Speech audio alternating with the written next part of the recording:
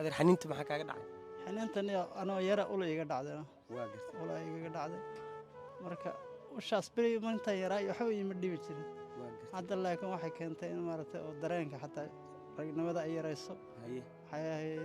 maaragtay ay marmar xanuunto xaaskaygii marka waxay aaday meelaha cidahoodii meelaha gobollada aaday ayada lafteeda waxa waaye dee maaragtay wax walba afka laguma sheega waa sax marka alxamdulilah waa saas xaaladdu ahayd saaxiibayaal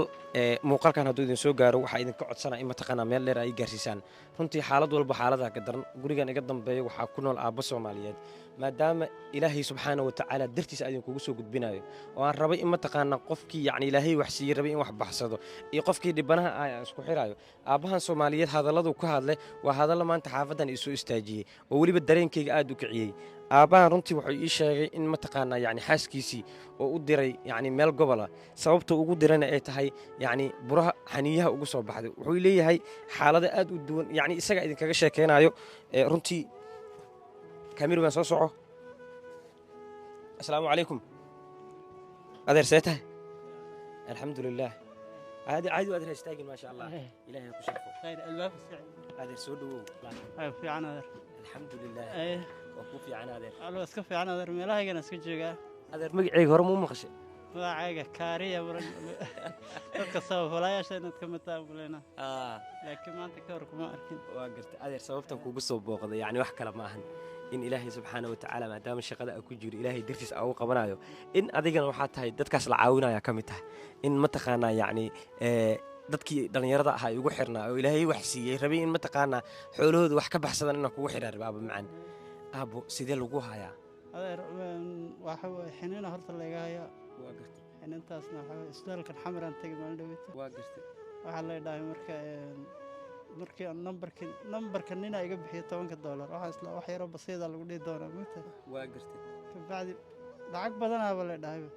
waa gartay ma warkaba basii fiifiran waan isaga soo tegayna waa gartay adeer xaniinta maxaa kaaga dhacay xiniintan anoo yara ula iga dhacday waa gartay ula iga dhacday marka ushaas beri inta yaraa waxba ima dhibi jirin hadda laakiin waxay keentay in maaragtay oo dareenka xataa ragnimada ay yarayso haye waxay ahayd maaragtay ay marmar xanuunto xaaska kaa wadeer xaaskaygii marka waxay aaday meelaha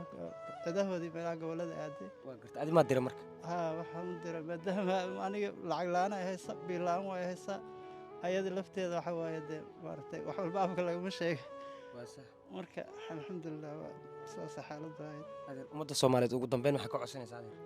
ummadda soomaaliyeed waxa la ilaahay dartii ninkii horta ummadda soomaaliyeed waa u duceynayaa ilaahay khayr ha siiyo adeer hadda hal mid mii ballan qaadi kartaa haddii mataqaanaa yacni xaniinta sidaan la ii soo sheegay xaniinta yacni bura kaaga taala soo maha isbitaal in lagu geeyaa u baahan tahay adeer maadaama hadda xaaskaaga aad iska tirtay yacni iyada ma soo celin kartaa si caafimaadkaaga ugu warqabdo ilaahay kuuma sama diiday yacni isbitaalka waa lagu geyna adeer dhallinyaro soomaaliyeed ay ugu xidhan ilaahay dartiisa in wax kugu qabanayo gabadhaan hal gabar baa dhashay adduunka hal gabaraa ka gashay gabaraa ka dhalay adeer macaan ani wiilkaaga soo mihi anaa ku garab taagan insha allah marka waa caadi waa adeer waxbaa ma fahmaysaa anaa ku garab taaganaaba macaan insha allah xaaskaagana way kuu soo laabanay adigana insha allah caafimaad taamaa kuu rajeynaa waana balan isbitaal allaale isbitaalka rabta lagu geyna adeer insha allah ummaddaas muslimiinta cid kaa xigta ma lahan iyagaa hooyo aabbo dhammaanteed noo ilaahaba wuxuu dhahayaa dadka naafada guriga rabtaan ka cuna guriga muslimiinta dhan guryahooda isagoo kan wada mid dadka walaalahaaga waa isagoo kaa wada mid dadka oo naafada iyo dadka haddana waxaaba muslimiinta dhammaaba walaal looga dhigay diinta markaad fiiriso waa sax insha allah waxaan ku weydiiyey lambarkaagii balaas 25 furaha 5 waay haye 89 haye 50 haye 43 magaca ku qoran maxay tahay daawud maxamed cabdi xataa waa leeyahay okay akoonkaaga sheeg akoonkayga waxaa 35 eber 2 58 44 salaam bangi miya magacayga la ku qoran saaxiibayaal si mataqaanaa isbitaal aan u geyno adeer isbitaalka jeceshahay inaan u geyno wallaahi isbitaallada horta xamar waa fiican yaa layidhi waaba kaan tagay maalintii dhaweyto oo yacni ay ku dhaheen lacag iyo macnaha lacag loogu baara keensay dhaheen lacag badanayna ii sheegeen insha allah waxaa isku dayi doonaa in mataqaanaa isbitaal aan geyno aabbahaas wixii aa awoodaan lambarkiisa ugu soo dira aabba waana balan soomaan xaaskaagii dadka waa wacay soo maha وعنا سما إن شاء الله قولنا كوري جينا أبتي معنا ونقرب تجنا دونا هيا أبتي معنا هي هذا إذا سلام شرفي كرام الذين